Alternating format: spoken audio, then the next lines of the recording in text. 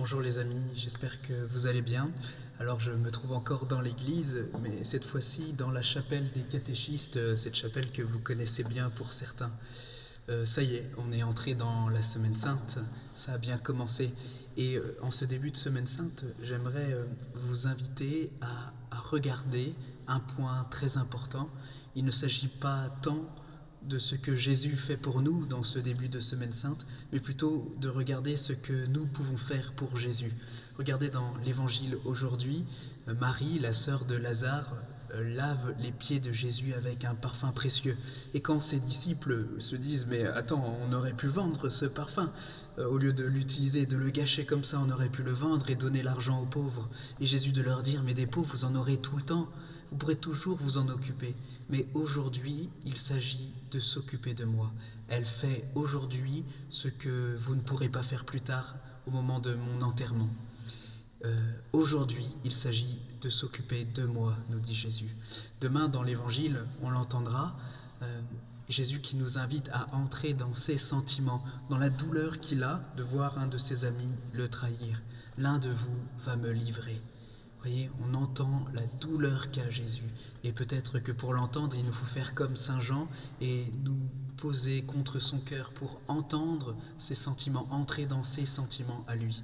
Et mercredi, dans l'Évangile, on verra que Jésus envoie ses disciples pour que ses disciples fassent quelque chose pour lui, à savoir préparer le lieu de la Pâque, préparer le lieu où il pourra instituer l'Eucharistie. Et au cours de ce repas encore, nous l'entendrons, il le répétera.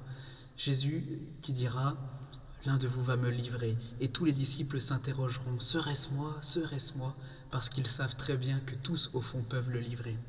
Oui mes amis, aujourd'hui, demain et après-demain, une question qu'on pourrait donc se poser, qu'est-ce que je fais pour Jésus ?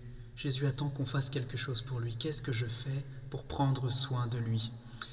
Un jour, une petite fille de 5-6 ans, est venue me voir en me posant une devinette.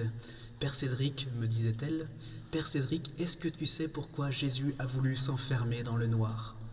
Alors je ne voyais pas de quoi elle voulait parler. En fait, elle parlait du noir du tabernacle. « Est-ce que tu sais pourquoi Jésus a voulu s'enfermer dans le noir ?» « Non, pour qu'on vienne lui tenir compagnie. » Comme les enfants sont parfois si lucides, avec des éclairs de génie et d'inspiration, pour qu'on vienne tenir compagnie à Jésus.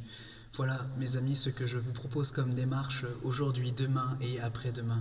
C'est régulièrement d'être capable de vous arrêter pour aller tenir compagnie à Jésus, de vous présenter dans ce lieu de prière que vous avez préparé, ou ailleurs, si vous le sentez, mais juste pour donner un peu de temps à Jésus, pour prendre soin de lui, pour nous lui manifester l'amitié que nous voulons avoir avec lui.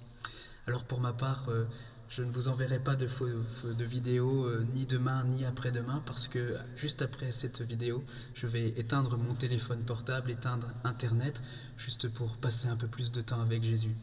Alors je vous dis à jeudi, que Dieu vous bénisse, prenez bien soin de Jésus. Salut.